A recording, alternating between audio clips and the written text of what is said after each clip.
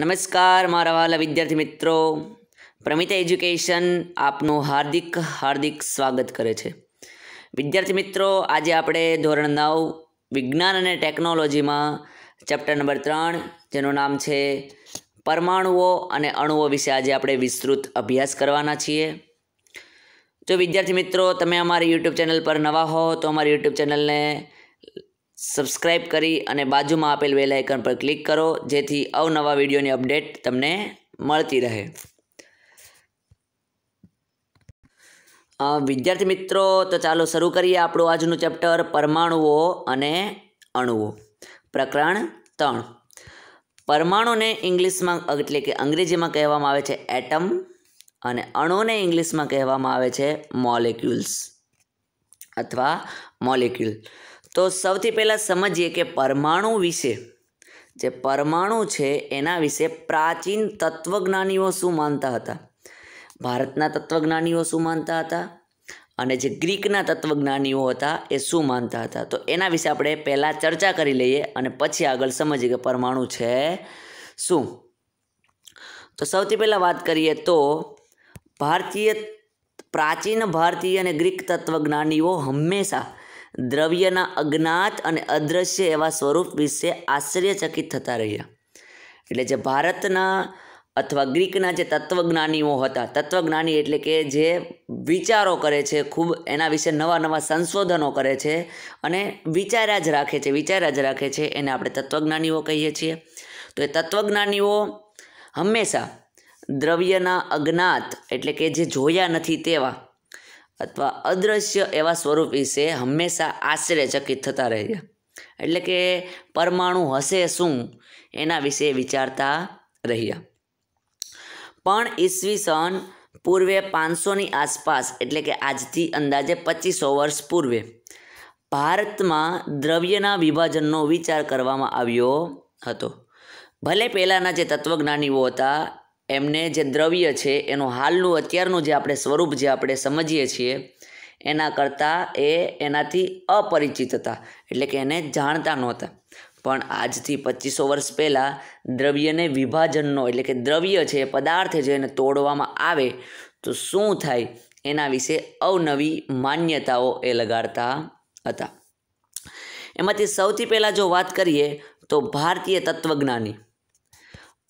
તત્વજ્ઞાની મહર્ષિ કણાદેની એવી અભિધારણા હતી અથવા એવી માન્યતા હતી કે જો આપણે દ્રવ્ય એટલે કે પદાર્થનું વિભાજન કરતા જઈએ એટલે કે જો એને તોડતા જઈએ તો આપણે વધુને વધુ નાના કણો પ્રાપ્ત કરતા જઈશું. એટલે ધારી લો કે એક પદાર્થ છે અથવા દ્રવ્ય છે, એને આપણે તોડતા જઈએ, ચલો આમ તોડી દીધો એટલે અહીંયા એક ભાગ વધ્યો, આ જે ભાગ છે આવી રીતના એ ભાગને પણ આપણે તોડીએ તો બીજો એક ભાગ વધ્યો, એને પણ જો આપણે તોડીએ, અહીંયા જે આવો ભાગ છે એને પણ આપણે તોડીએ, આમ તોડીએ તો અહીંયા એક ભાગ વધ્યો, એને પણ આપણે તોડતા જઈએ નાનામાં નાના કણો પ્રાપ્ત થતા જશે. અને અંતે એવો સમય આવશે કે આપણે એના જે એવા સૌથી નાના કણ સુધી પહોંચી જઈશું કે જેનું વિભાજન થઈ શકશે નહીં. એટલે કે આ જે દ્રવ્ય આપેલો છે, પદાર્થ છે, એના ટુકડા થતા જશે એક અત્યંત ખૂબ જ નાનો કણ આવી જશે અને એ કણ છે એનું આપણે વિભાજન કરી શકશું નહીં. અને એનું નામ મહર્ષિ કણાદે શું આપ્યું હતું, તેમણે એટલે કે મહર્ષિ કણાદે આ કણોને શું નામ આપ્યું, પરમાણુ એવું નામ આપ્યું. ઓકે, એટલે મહર્ષિ કણાદની પરમાણુ અંગેની અભિધારણા પૂછાય તો ઉપરથી લઈને નીચે સુધી અહીંયા સુધી લખવાની રહેશે. પ્રશ્ન પૂછાય કે મહર્ષિ કણાદની પરમાણુ અંગેની અભિધારણા જણાવો અથવા ખાલી ધારણા જણાવો અથવા માન્યતા જણાવો, તો આ લખવાનું રહેશે. અન્ય એક ભારતીય તત્વજ્ઞાની, બીજા એક તત્વજ્ઞાની હતા, એમને આ જ સિદ્ધાંતને ઝીણવટપૂર્વક સમજાવ્યો. એટલે એનું નામ શું હતું, પકુધા કાત્યાયન નામના જે તત્વજ્ઞાની હતા એને ઉપર જે મહર્ષિ કણાદે જે સિદ્ધાંત આપ્યો, જે અભિધારણા આપી, એને ઝીણવટપૂર્વક સમજાવતા શું કહ્યું કે આ કણો એટલે શું, પરમાણુ સામાન્ય રીતે સંયુક્ત રૂપે અસ્તિત્વ ધરાવે છે. એટલે કે કોઈ પણ પરમાણુ છે, આ કણ છે, નાનામાં નાનો કણ છે, એ સંયુક્ત સ્વરૂપે એટલે કે એકલો નથી પણ સંયુક્ત સ્વરૂપે અસ્તિત્વ ધરાવે છે એવું એમને કહ્યું, જે દ્રવ્યના વિવિધ સ્વરૂપો આપે છે. અને આ જે સંયુક્ત સ્વરૂપ છે એ પદાર્થના અલગ અલગ સ્વરૂપો આપે છે. તો અહીંયા બીજો પ્રશ્ન બની ગયો. પ્રશ્ન પૂછાય કે ભારતીય તત્વજ્ઞાની પકુધા કાત્યાયનનું પરમાણુ માટેનું સૂચન જણાવો. પરમાણુ માટેનું સૂચન જણાવો અથવા સિદ્ધાંત જણાવો. તો આપણે શું લખશું કે પરમાણુ સામાન્ય રીતે સંયુક્ત રૂપે અસ્તિત્વ ધરાવે છે, જે દ્રવ્યના વિવિધ સ્વરૂપો આપે છે.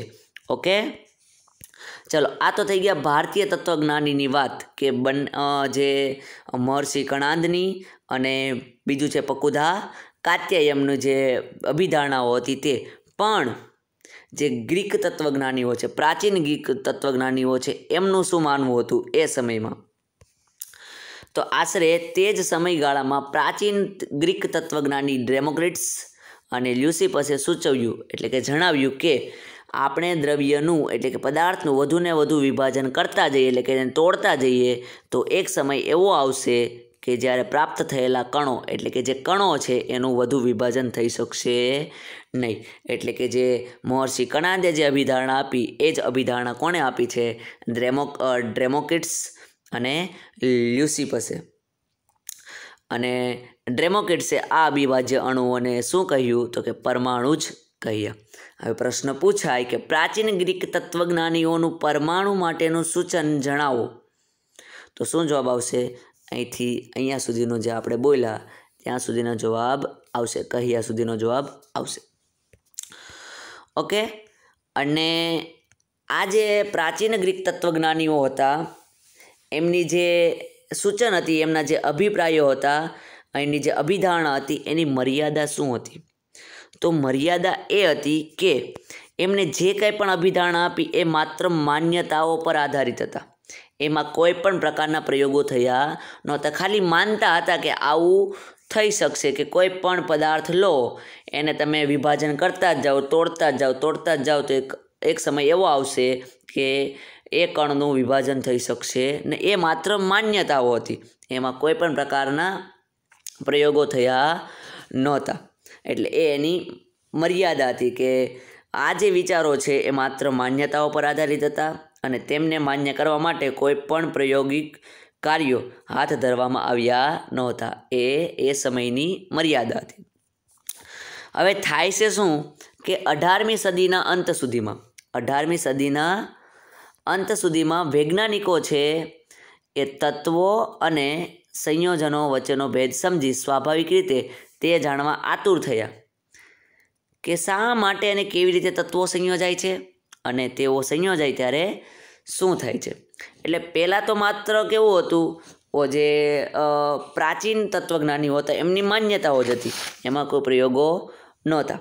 પણ 18મી સદીની અંત આવ્યો ત્યારે વૈજ્ઞાનિકોને તત્વો અને સંયોજનો વચ્ચેનો તફાવત છે એ જાણી ગયા, સમજાઈ ગયા બાદ એ વધારે આતુર હતા કે આ તત્વો છે એ શા માટે સંયોજાય છે, કેવી રીતે સંયોજાય છે અને સંયોજાય ત્યારે શું થાય છે, એવું એ જાણવા માટે ખૂબ તત્પર હતા, આતુર હતા. તો આપણે સમજી લઈએ કે તત્વ શું છે. તો જો હાઇડ્રોજન હોય, હાઇડ્રોજન પરમાણુ છે, તો હાઇડ્રોજન એ તત્વ છે, ઓક્સિજન એ તત્વ છે, પછી નાઇટ્રોજન એ તત્વ છે. આમ દુનિયામાં 118 તત્વોની અત્યાર સુધીમાં શોધ થઈ છે. તો આ બધા જ તત્વો છે, જ્યારે તે એકલા હોય ત્યારે એને તત્વ આપણે કહીએ. પણ હાઇડ્રોજન અને ઓક્સિજન જોડાઈ જાય એટલે બંને વચ્ચે શું થાય? ભેગા થાય, અને ભેગા થાય એટલે આપણે એને શું કહીએ છીએ? સંયોજન કહીએ છીએ. ઓકે, એટલે 18મી સદીનો અંત આવ્યો ત્યાં સુધીમાં ખબર પડી ગઈ હતી કે હાઇડ્રોજન તત્વ છે અને બંને જોડાય, હાઇડ્રોજન ઓક્સિજન જોડાય એટલે સંયોજન બને. તો હાઇડ્રોજનનો નાનામાં નાનો જે કણ છે એને આપણે શું કહીએ છીએ? પરમાણુ. ઓક્સિજનનો નાનામાં નાનો કણ છે એને આપણે શું કહીએ છીએ? પરમાણુ. નાઇટ્રોજનનો નાનામાં નાનો કણ છે એને આપણે શું કહીએ છીએ? પરમાણુ. તો આ જે તત્વો છે સંયોજાય છે અને સંયોજન બનાવે છે ત્યારે એ કેવી રીતે સંયોજાય છે અને સંયોજાય ત્યારે શું થાય છે? એ બધા વૈજ્ઞાનિકોને સમજવા માટે આતુરતા થઈ અને એટલા માટે જ અને એ આતુરતાનો અંત લાવવા માટે બે મહત્ત્વના નિયમોની રજૂઆત કરી એક સરસ મજાના વૈજ્ઞાનિક જેનું નામ છે એન્ટોની એલ લેવોઇઝરે.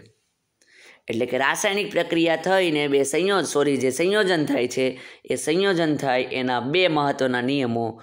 એ નિયમો કોણે આપ્યા? તો કે એન્ટોની એલ લેવોઇઝરે, અને એને એક રસાયણશાસ્ત્રનો પાયો નાખ્યો. આમ રાસાયણિક સંયોગીકરણના કારણે રસાયણશાસ્ત્રનો પાયો તો નખાયો અને એન્ટોની લેવોઇઝરે નિયમો પણ આપ્યા, પણ એ નિયમો પર પ્રક્રિયા કરી, એટલે કે એમાં પ્રયોગો થયા. કોણે કોણે પ્રયોગો કર્યા એની સાથે? તો કે જોસેફ એલ પ્રાઉસ્ટ અને લેવોઇઝર તો અહીંયા હતા જ. એન્ટોની એલ લેવોઇઝર એ બંનેએ અનેક પ્રયોગો કરી અને રાસાયણિક સંયોગીકરણને નીચે દર્શાવેલા બે નિયમોની રજૂઆત કરી. કયા કયા બે નિયમો? એક તો દળ સંચયનો નિયમ, જેને આપણે જો કેવું હોય તો બીજું નામ આપી શકીએ દ્રવ્ય સંરક્ષણનો નિયમ. કેવો નિયમ? દ્રવ્ય સંરક્ષણનો નિયમ અને દળ સંચયનો નિયમ, બંને નિયમ એક છે. અને બીજો નિયમ આપ્યો હતો એને નિશ્ચિત પ્રમાણનો નિયમ. આમ બે પ્રકારના નિયમો કોણે કોણે આપ્યા હતા? એક તો એન્ટોની લેવોઇઝર અને બીજો હતો પ્રાઉસ્ટ નામના વૈજ્ઞાનિકે આપ્યા હતા. આમાં આપણે પ્રવૃત્તિ નહીં કરીએ, માત્ર સમજી લઈએ કે દળ સંચયનો નિયમ શું કહે છે. દ્રવ્ય સંચય અથવા દળ સંરક્ષણનો નિયમ એવું કહે છે કે કોઈ પણ રાસાયણિક પ્રક્રિયામાં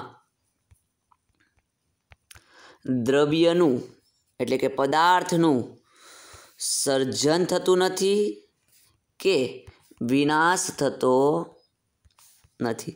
ટૂંકમાં કોઈ પણ પ્રક્રિયા થાય, દુનિયાભરની કોઈ પણ રાસાયણિક પ્રક્રિયા તમે લઈ લો, એમાં દ્રવ્યનું સર્જન પણ નથી થતું અને દ્રવ્યનો વિનાશ પણ થતો નથી, એટલે કે એનું વિઘટન પણ થતું નથી. આ થઈ ગયો દળ સંચયનો નિયમ. દળ સંચય એટલે સાચવવું, એટલે કે જે દ્રવ્ય છે એ હંમેશા સચવાય છે અને તમે નથી ઉત્પન્ન કરી શકતા કે નથી તમે તેનો નાશ કરી શકતા. આ દળ સંચયનો નિયમ છે અથવા દ્રવ્ય સંરક્ષણનો નિયમ છે. બીજા નિયમની વાત કરીએ તો બીજો નિયમ નિશ્ચિત પ્રમાણનો નિયમ. બીજો નિયમ છે નિશ્ચિત પ્રમાણનો નિયમ. એમાં લેવોઇઝરની સાથે સાથે અનેક વૈજ્ઞાનિકે એવું પણ નોંધ્યું કે અનેક સંયોજનો છે બેથી વધુ તત્વોના બનેલા હોય છે અને આવું દરેક સંયોજન એક સમાન ગુણોત્તરથી એક સમાન તત્વો ધરાવે છે. પછી તે તત્વ ક્યાંથી આવ્યું હોય, કોણે શોધ્યું હોય, તેની સાથે તેને કોઈ સંબંધ નથી. ટૂંકમાં આપણે કહીએ તો નિશ્ચિત પ્રમાણનો નિયમ શું કહેવા માગે છે? તો એ જ કહેવા માગે છે કે રાસાયણિક પદાર્થમાં તત્વો હંમેશા દળથી નિશ્ચિત પ્રમાણમાં હાજર રહેલા હોય છે. શું કહેવા માગે છે નિશ્ચિત પ્રમાણનો નિયમ? નિશ્ચિત પ્રમાણનો નિયમ એવું કહેવા માગે છે કે રાસાયણિક પદાર્થમાં, એટલે કોઈ પણ રાસાયણિક પ્રક્રિયા થાય એટલે પદાર્થ ઉત્પન્ન થાય અને એ પદાર્થમાં તત્વો છે. હવે ધારો કે હાઇડ્રોજન અને ઓક્સિજન જોડાય અને H2O બને, એટલે કે રાસાયણિક પદાર્થ બન્યો. એમાં કયા કયા તત્વો રહેલા છે? હાઇડ્રોજન અને ઓક્સિજન બે તત્વો રહેલા છે. એ તત્વો હંમેશા દળથી નિશ્ચિત પ્રમાણમાં હાજર રહેલા હોય છે, એટલે કે બંનેમાં નિશ્ચિત પ્રમાણમાં દળથી એ જોડાય છે. તો એ સમજવા માટે જો આપણે કહીએ તો કે પાણી જેવા સંયોજનમાં, હવે એની સમજૂતી આપણે આપીએ કે એ નિયમ શું કહેવા માગે છે. તો કે પાણી જેવા સંયોજનમાં હાઇડ્રોજન અને ઓક્સિજન દળથી ગુણોત્તર હંમેશા કેટલો હોય છે? 1:8 હોય છે. એટલે કે તમે પાણીનો સ્ત્રોત ભલે ગમે તે વાપરો, તે તમે વરસાદથી પાણી લાવો કે પછી કૂવામાંથી પાણી લાવો કે પછી નળનું પાણી લાવો, કોઈ પણ પાણી લાવો, એ પાણીમાંથી તમે 9 ગ્રામ પાણી લો છો. કેટલા ગ્રામ? 9 ગ્રામ પાણી લો છો અને એ પાણીનું તમે વિઘટન કરો છો, એટલે કે છૂટું પાડો છો, તો શું થશે? તો તેમાંથી 1 ગ્રામ હાઇડ્રોજન ઉત્પન્ન થશે અને 8 ગ્રામ ઓક્સિજન ઉદ્ભવશે. એટલે કે 1:8ના પ્રમાણમાં દળથી ગુણોત્તર જોવા મળે છે. એટલે 1 ગ્રામ હાઇડ્રોજન ઉત્પન્ન થશે અને 8 ગ્રામ ઓક્સિજન ઉત્પન્ન થશે. એવી રીતના જ જો આપણે વાત કરીએ તો કે નાઇટ્રોજન અને હાઇડ્રોજનના કારણે જે બને છે એટલે કે એમોનિયા એટલે NH3 છે. એમાં નાઇટ્રોજન પણ રહેલો છે અને હાઇડ્રોજન પણ રહેલો છે. તો બંનેનો ગુણોત્તર કેટલો છે કે 14:3. એટલે કે તમે એમોનિયા છે તે ગમે ત્યાંથી તમે લઈ આવો અને એમાંથી તમે 14 ને 3 17 ગ્રામ તમે એમાંથી એમોનિયા કાઢો છો. તો 17 ગ્રામ એમોનિયા તમે કાઢો છો અને પછી તમે એનું વિઘટન કરો છો તો 14 ગ્રામ શું મળશે? નાઇટ્રોજન મળશે અને 3 ગ્રામ તમને શું મળશે? તો કે હાઇડ્રોજન મળશે. અને આ થઈ ગયો નિશ્ચિત પ્રમાણનો નિયમ. એટલે કે એનું પ્રમાણ તમે ગમે ત્યાંથી લો છો, કોઈ પણ સ્ત્રોતમાંથી લો છો, પણ એનું પાણી હોય કે એમોનિયા હોય કે મિથેન હોય કે XYZ સંયોજન હોય, એ એના નિશ્ચિત પ્રમાણમાં જ ઉદ્ભવે છે. એમાં તમે કોઈ પણ ફેરફાર કરી શકતા નથી. આ થઈ ગયો નિશ્ચિત પ્રમાણનો નિયમ. આગળ હવે જો આપણે વાત કરીએ તો આ 2 નિયમ તો અપાઈ ગયા, દળ સંચયનો નિયમ અને નિશ્ચિત પ્રમાણનો નિયમ. પણ વૈજ્ઞાનિકો માટે હવે પછીની સમસ્યા હતી. આ જો બે નિયમ તો શોધાઈ ગયા, સમજાવાઈ ગયા. એટલે વૈજ્ઞાનિકોની હવે પછીની સમસ્યા શું હતી? તે આ જે 2 નિયમો આપ્યા છે એને યોગ્ય સમજૂતી કઈ રીતે આપવી. સમજાઈ તો ગયું કે દ્રવ્ય સંચયનો નિયમ આ છે, નિશ્ચિત પ્રમાણનો નિયમ આ છે, પણ એને વધારે સારી રીતે સમજાવવું હોય તો શું કરવું? ત્યારે બધા જ વૈજ્ઞાનિકોની વારે એક બીજા વૈજ્ઞાનિક આવે છે જેનું નામ છે જ્હોન ડાલ્ટન. એટલે કે બ્રિટિશ રસાયણશાસ્ત્રી એટલે કે વૈજ્ઞાનિક આવે છે જ્હોન ડાલ્ટન, અને એ પોતાનો સિદ્ધાંત રજૂ કરે છે. કોના આધારે રજૂ કરે છે? દ્રવ્ય સંચયનો નિયમ અને નિશ્ચિત પ્રમાણનો નિયમ છે એમના આધારે પોતાનો જ નવો સિદ્ધાંત રજૂ કરે છે અને એ વિચાર પોતાનો રજૂ કરે છે. શું વિચાર રજૂ કરે છે? કે પરમાણુનો વિભાજનનો વિચાર આવ્યો કે તે સમય સુધી માત્ર તત્વજ્ઞાન જ હતું. શું કહે છે? અને એમને જે વિચાર આવે છે, કયો વિચાર? તો કે પરમાણુના વિભાજનનો વિચાર.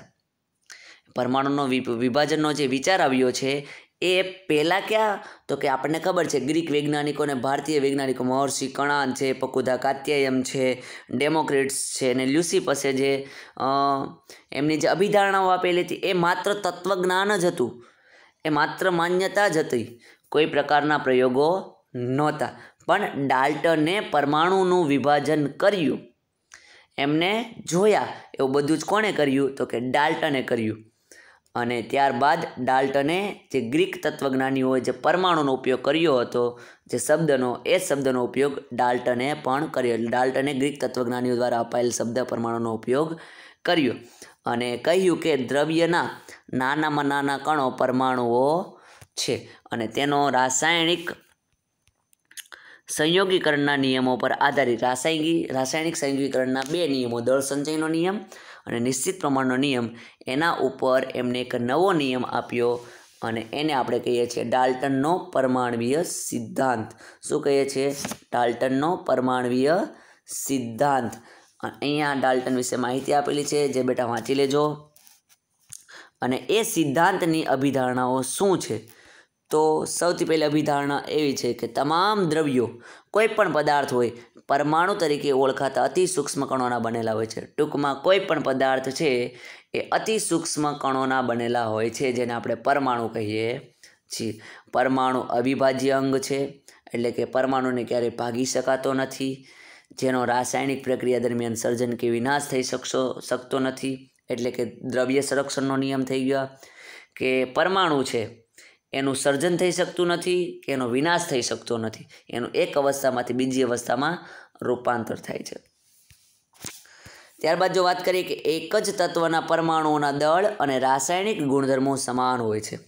એટલે કે એક જ તત્વના પરમાણુઓ એટલે કે હાઇડ્રોજન તત્વ છે એનો એક પરમાણુ લઈ લે, આ બીજો પરમાણુ, તો બંને પરમાણુ કેવા હશે? એના ગુણધર્મો પણ સમાન હશે અને બંનેના દળ સરખા હશે. ઓકે. ત્યારબાદ જો જુદા જુદા તત્વોની વાત કરીએ કે એક હાઇડ્રોજન લઈ લે અને એક ઓક્સિજન લે, આનો જે પરમાણુ છે અને આનો જે પરમાણુ છે, બંનેના દળ કેવા હશે? જુદા જુદા હશે અને બંનેના ગુણધર્મો પણ કેવા હશે?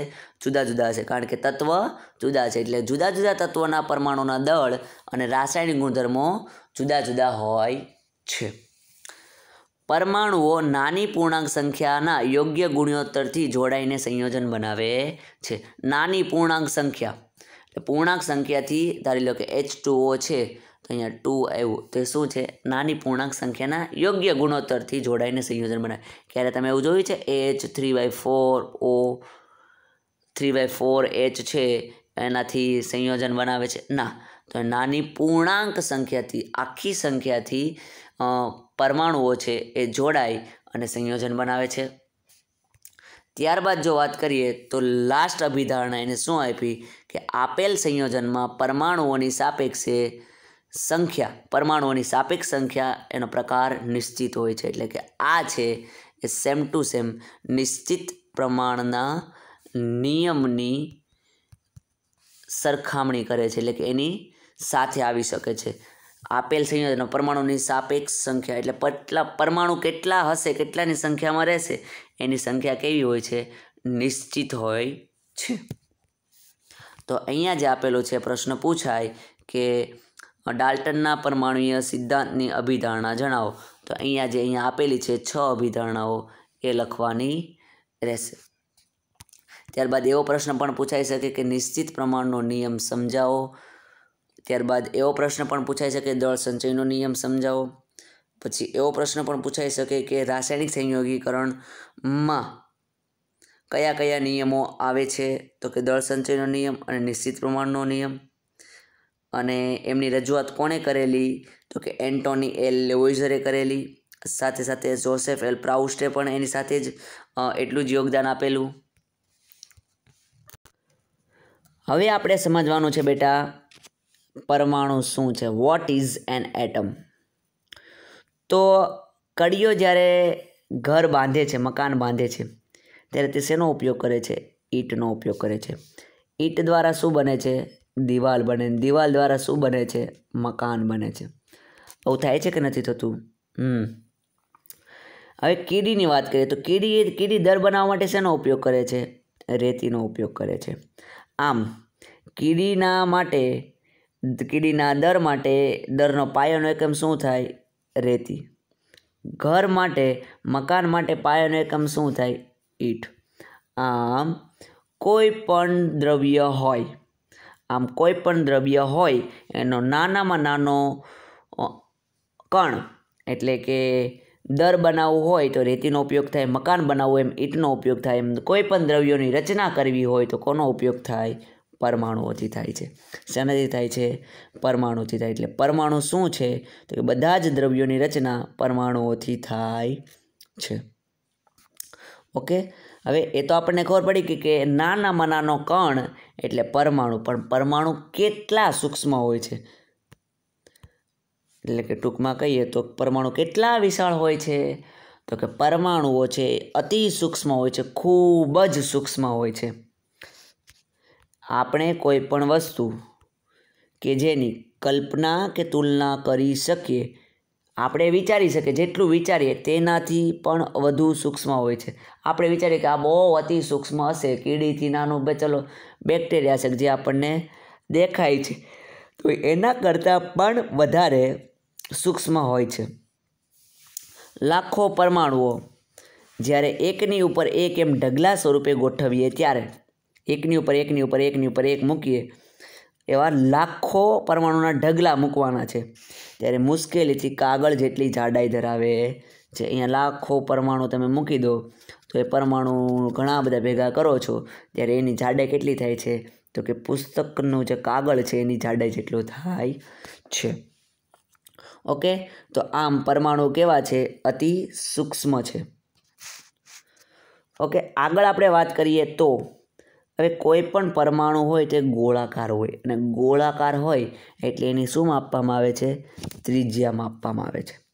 તો પરમાણુ પણ ગોળાકાર છે. તો પરમાણુ ગોળાકાર હોય તો એની ત્રિજ્યા માપવી પડે. તો ત્રિજ્યા શેમાં મપાય છે? તો કે પરમાણવીય ત્રિજ્યા નેનોમીટરમાં મપાય છે. આ પરમાણુ છે અને આ પરમાણુની ત્રિજ્યા છે એટલે એનું નામ શું આપ્યું છે? પરમાણવીય ત્રિજ્યા. અને પરમાણવીય ત્રિજ્યા શેમાં મપાય છે? તો કે નેનોમીટરમાં મપાય છે. સમજ પડે છે? નેનોમીટર એટલે શું? કે 1 મીટર હોય એનો 1 અબજમો ભાગ, એટલે કે 1 નેનોમીટર હોય એટલે 1 અબજમો ભાગ. એટલે ટૂંકમાં એમ કહી શકાય કે 1 મીટર તમને આપ્યું હોય એના અબજ ટુકડા કરવા, અને અબજ ટુકડા કરી એક ટુકડો તમે લો એ પરમાણુની ત્રિજ્યા બરાબર હોય છે. ઓકે, હાઇડ્રોજનનો પરમાણુ લો તો 10⁻10 એટલે કે 1/10 પાછળ કેટલા મીંડા આવશે? 10 મીંડા આવશે. એટલે કે 1 મીટર હોય એની 10ની પાછળ 10 મીંડા જેટલી સંખ્યા જેટલા તમે ટુકડા કરો એ ટુકડામાંથી એક ટુકડો તમે લો એ પરમાણુ હાઇડ્રોજન પરમાણુની ત્રિજ્યા થાય છે. એવી રીતના 10⁹ એટલે કે 1 મીટર છે એની 10⁹ હોય એના જેટલા ટુકડા કરો એટલે કે 1 અબજ ટુકડા કરો. 1 અબજ જેટલા તમે ટુકડા કરો એમાંથી એક ટુકડો લો એની જેટલું માપ હોય એટલું માપ કોનું હશે? પાણીના અણુની ત્રિજ્યાનું હશે. એવી રીતના 10⁸ હિમોગ્લોબિનના અણુ માટે, 10⁴ માઇનસ, આ માઇનસ છે, આ પણ માઇનસ છે, આ પણ માઇનસ છે. રેતીનો કણ છે 10⁻² એટલે કીડી છે એટલે 10⁻2 જેટલું હોય. કીડીનો જે ત્રિજ્યા છે એ છે. અને પછી છે તરબૂચની ત્રિજ્યા 10⁻1 એટલે કે 10⁻1. તો અહીંયા આપણે જોયું કે પરમાણુય ત્રિજ્યા શેમાં મપાય છે? તો પરમાણુય ત્રિજ્યા છે એ નેનોમીટરમાં મપાય છે. ઓકે, અને જુદા જુદા પરમાણુની ત્રિજ્યા મીટર એકમમાં અને નેનોમીટર એકમમાં દર્શાવો એવો પ્રશ્ન પૂછાય તો આપણે અહીંયા સુધી લખવાનું થાય. ઓકે, પ્રશ્ન પૂછાય કે લાખો પરમાણુની જ્યારે એકની ઉપર એક ઢગલા સ્વરૂપે ગોઠવીએ ત્યારે એની જાડાઈ કેટલી થાય છે? તો કે કાગળ જેટલી જાડાઈ થાય છે, જે આપણને સવાલમાં આપી દીધું છે, અહીંયા ચોપડીમાં આપી દીધું છે. ચલો ત્યારબાદ જો આગળ વાત કરીએ તો જો પરમાણુનું કદ આટલું સૂક્ષ્મ હોય તો આપણને ખબર છે કે પરમાણુ છે અતિ સૂક્ષ્મ હોય તો શું આપણે તેને અવગણી શકીએ? તો પછી આપણે તેનો વિચાર શા માટે કરીએ છીએ? તો જો આટલો બધો સૂક્ષ્મ પરમાણુ હોય તો આપણે એને અવગણી દેવો જોઈએ. એનો વિચાર શા માટે? શું કરવાને વિચાર કરવો જોઈએ? તો આપણે તેના વિશે એટલા માટે વિચારીએ છીએ કારણ કે આપણું સમગ્ર વિશ્વ પરમાણુઓનું બનેલું છે. શેનું બનેલું છે? સમગ્ર વિશ્વ પરમાણુનો બનેલો છે. ગેલેક્સી લઈ લો, કે આપણે જે અત્યારે ફોન લઈને બેઠા છો એ લઈ લો, કે તમે જ્યાં સૂવો છો બેડ લઈ લો, વારી લઈ લો, બધું A to Z વસ્તુ છે શેનું બનેલું છે? પરમાણુનું બનેલું છે. અને પરમાણુનું જો બનેલું હોય તો આપણે એના વિશે વિચાર કરવો જ રહ્યો. ભલે આપણે પરમાણુને જોઈ ન શકીએ પરંતુ તેમનું અસ્તિત્વ છે જ, તથા આપણી દરેક ક્રિયાઓ પર તેની અસર પડતી હોય છે. અને એટલા માટે જ આપણે પરમાણુ છે એમનું વિચાર કરવો જરૂરી છે. અહીંયા આપણને એક ચિત્ર આપેલું છે પરમાણુનું, તમે જોઈ શકો છો. સિલિકોન ઉપરની સપાટી છે એને આપણે જોવાની છે, અહીંયા તમને જોઈ શકો છો.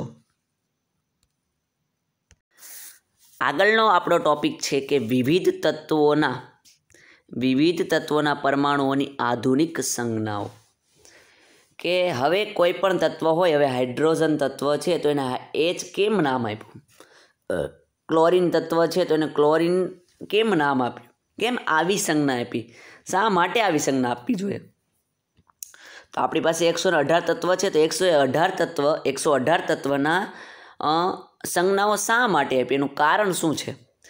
તો હવે આપણે સમજીએ કે ધારી લો કે એક જગ્યા છે અને એ જગ્યામાં 200 બાળકો છે. ઓકે, હવે એ બાળકોને તમારે ઓળખવા હોય તો કઈ રીતના ઓળખશો? ડાયરેક્ટ કહી દે અહીંયા આવ, આમ કર, તો આપણે એને શું આપીએ છીએ? નામ આપીએ છીએ. કેમ નામ આપીએ છીએ? તો કે એને આપણે સારી રીતે એનો ઉલ્લેખ કરી શકીએ, એને ઓળખી શકીએ, એટલા માટે એને આપણે નામ આપીએ છીએ. એવી રીતના જ જે તત્વો છે 118 તત્વો એમાંથી આપણે ઓળખવા કઈ રીતના? તો આપણે એને શેના વડે ઓળખીશું? સંજ્ઞા વડે ઓળખીશું. એટલા માટે અહીંયા જે 118 તત્વો છે એને સંજ્ઞા આપવામાં આવી છે. ઓકે, તો આગળ વાત કરીએ સંજ્ઞાને રિલેટેડ, કઈ રીતના સંજ્ઞા મળેલી છે. તત્વોની સંજ્ઞાઓનો વિશિષ્ટ રીતે ઉપયોગ કરનાર સૌ પ્રથમ વૈજ્ઞાનિક કોણ હતા? ડાલ્ટન હતા. પ્રશ્ન પૂછાય કે તત્વોની સંજ્ઞાઓનો વિશિષ્ટ રીતે ઉપયોગ કરનાર પ્રથમ વૈજ્ઞાનિક કોણ હતા? તો કે ડાલ્ટન હતા. ઓકે, તેમણે જ્યારે કોઈ તત્વની સંજ્ઞાનો ઉપયોગ કર્યો ત્યારે તેમનો ઈશારો તત્વના નિશ્ચિત જથ્થા તરફ હતો. શેના તરફ હતો? જ્યારે સૌપ્રથમ એને કહ્યું કે હાઇડ્રોજન છે તો એની સંજ્ઞા આવી, ઓક્સિજન છે તેની સંજ્ઞા આવી, એવું સૌપ્રથમ કોણે કીધું હતું? ડાલ્ટને કીધું હતું. વિશિષ્ટ રીતે એમને સંજ્ઞા આપી હતી અને ત્યારે એ સંજ્ઞાનો ઉપયોગ કર્યો ત્યારે એ શું કહેવા માગતા હતા કે આ સંજ્ઞા છે એ નિશ્ચિત જથ્થો ધરાવે છે, અર્થાત કે તત્વની સંજ્ઞા એક પરમાણુને પ્રદર્શિત કરતી હતી. એટલે કે આવી સંજ્ઞા છે, આધારિત હાઇડ્રોજનની સંજ્ઞા છે. આનો મતલબ શું થાય? હાઇડ્રોજન છે. આનો મતલબ શું? તો કે આ પ્લેટિનમ છે. આનો મતલબ શું? તો કે આ ગોલ્ડ છે, સોનું છે. ઓકે, એટલા માટે જ એમને સંજ્ઞાનો ઉપયોગ કર્યો હતો. બર્જેલિયસ સૂચવ્યું કે તત્વોની સંજ્ઞાને તેમના નામના એક અથવા બે અક્ષરોથી દર્શાવી શકાય છે. કોણે? બર્જેલિયસે શું સૂચવ્યું? કે કોઈ પણ તત્વ હોય એની સંજ્ઞાને તેમના નામના, એટલે જે સંજ્ઞા છે જેને આપવાની છે એ તત્વનું નામ શું છે એનો એક અક્ષર અથવા બે અક્ષરોથી દર્શાવી શકાય છે, એવું બર્જેલિયસે સૂચવ્યું હતું. અહીંયા જે ડાલ્ટને જે તત્વની સંજ્ઞાઓ આપેલી છે એ સંજ્ઞા અહીંયા તમે જોઈ શકો છો.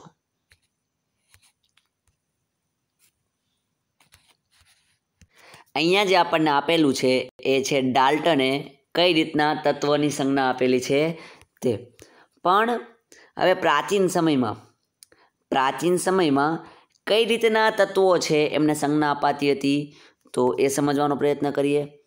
કે શરૂઆતના સમયમાં એટલે કે પ્રાચીન સમયમાં તત્વોના નામ તેમના પ્રાપ્તિ સ્થાનો કે જ્યાંથી તે સૌપ્રથમ મળ્યા હતા તેના નામ પરથી અપાતા હતા. પ્રશ્ન પૂછાય કે પ્રાચીન સમયમાં તત્વોના નામ કેવી રીતે અપાતા હતા? તો પ્રાચીન સમયમાં તત્વોના નામ તેમના પ્રાપ્તિ સ્થાન કે જ્યાંથી તે સૌપ્રથમ મળ્યા હતા તેના નામ પરથી અપાતા હતા. દાખલા તરીકે કોપરનું નામ પહેલાં શું હતું? સાયપ્રસ, કારણ કે સાયપ્રસ સ્થળેથી મળી આવ્યું હતું.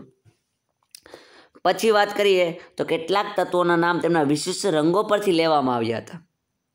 ઉદાહરણ તરીકે સોનું છે તો સોનાનું નામ શું આપવામાં આવ્યું હતું? ઓરમ રાખવામાં આવ્યું હતું. કેમ એવું? કારણ કે ઓરમનો અર્થ શું થાય છે?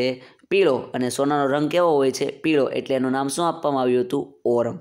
ઓકે, એટલે પ્રશ્ન પૂછાય કે શરૂઆતના સમયમાં અથવા પ્રાચીન સમયમાં તત્વોના નામ કેવી રીતે અપાતા? એક તો એ જ્યાંથી મળી આવ્યું હોય એના નામ પરથી, અથવા એમના જે રંગો છે એના રંગોના નામ પરથી વિશિષ્ટ નામ પાડવામાં આવતું હતું. તો આધુનિક સમયમાં કઈ રીતના સંજ્ઞાનું નામ આપવામાં આવે છે?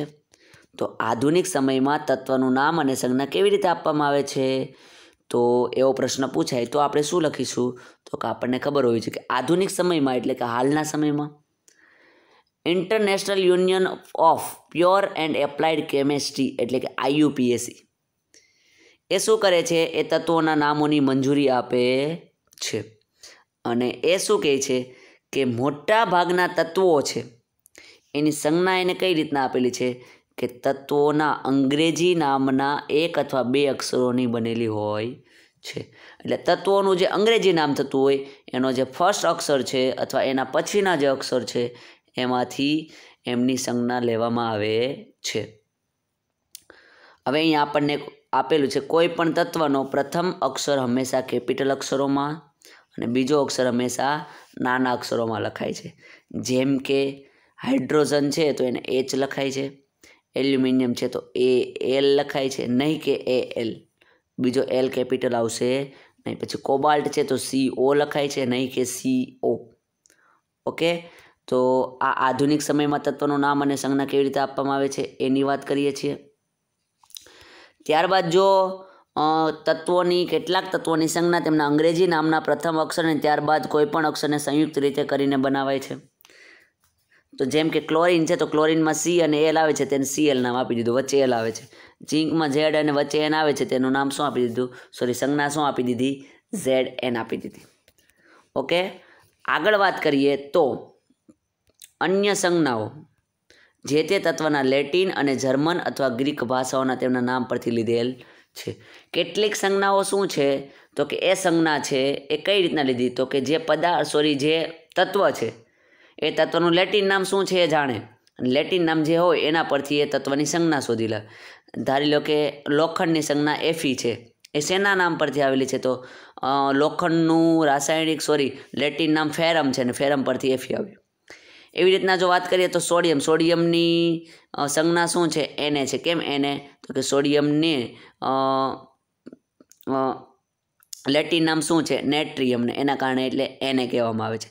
પોટેશિયમની સંજ્ઞા K કેમ છે? તો કે પોટેશિયમને શું કહેવામાં આવે છે? કેલિયમને, કેલિયમના કારણે એની સંજ્ઞા શું છે? K છે. ઓકે, આમ દરેક તત્વનું એક નામ અને વિશિષ્ટ સંજ્ઞા હોય છે. ઓકે, દરેક તત્વ, કોઈ પણ તત્વ છે, 118 તત્વ, એ દરેકના નામ છે અને એની સાથે એની વિશિષ્ટ સંજ્ઞા છે. અહીંયા આપણને કેટલાક તત્વોની સંજ્ઞા આપેલી છે. એ સંજ્ઞા તમારે જોવાની છે, સમજવાની છે, અને રફ બુકમાં અથવા તમારી જે નોટ હોય એમાં તમે લખી રાખજો અને યાદ રાખજો. સલ્ફરની S, સોડિયમનું Na, લોખંડનું Fe. અહીંયા ઘણા બધા પ્રકારની તત્વ અને એની સંજ્ઞા આપેલી છે. આપણે બીજા કેટલાક તત્વોને આપણે જોઈએ કે જેમ કે કોપર છે, તો કોપરને આપણે શું કહીએ છીએ? ક્યુપ્રમ. લેટિનમાં શું કહેવાય છે? ક્યુપ્રમ. અને એના કારણે એની જે સંજ્ઞા છે શું થશે? Cu. સિલ્વર છે, તો સિલ્વરની આપણે એને લેટિનમાં શું કહીએ છીએ? આર્જેન્ટમ. શું કહીએ છીએ? આર્જેન્ટમ. અને આર્જેન્ટમના કારણે આપણે એને સંજ્ઞા શું આપેલી છે? Ag. ત્યારબાદ જો મર્ક્યુરીની વાત કરીએ તો મર્ક્યુરી છે, એને લેટિન નામ શું છે? તો કે હાઇડ્રોઝીરિયમ. શું છે? હાઇડ્રોઝીરિયમ. એટલે એનું નામ શું આપવામાં આવ્યું છે? સંજ્ઞા શું આપવામાં આવી છે? Hg આપવામાં આવેલી છે. ઓકે, આવા ઘણા બધા તત્વો છે જેના લેટિન નામ પરથી એની સંજ્ઞા લેવામાં આવેલી છે. તમારે આ તમામે તમામ તત્વો છે એના નામ અને એની સંજ્ઞા યાદ રાખવાની રહેશે, જે આપણને આગળ વધારે કામ લાગશે. Thank you for watching and listening. જો તમને આ વિડીયો ગમ્યો હોય તો અમારી ચેનલને સબસ્ક્રાઈબ કરો અને બાજુમાં આપેલ બેલ આઇકન પર ક્લિક કરો અને આ વિડીયોને લાઈક કરો. ફરીથી જય હિન્દ, જય Bharat. Thank you for watching and listening. આભાર.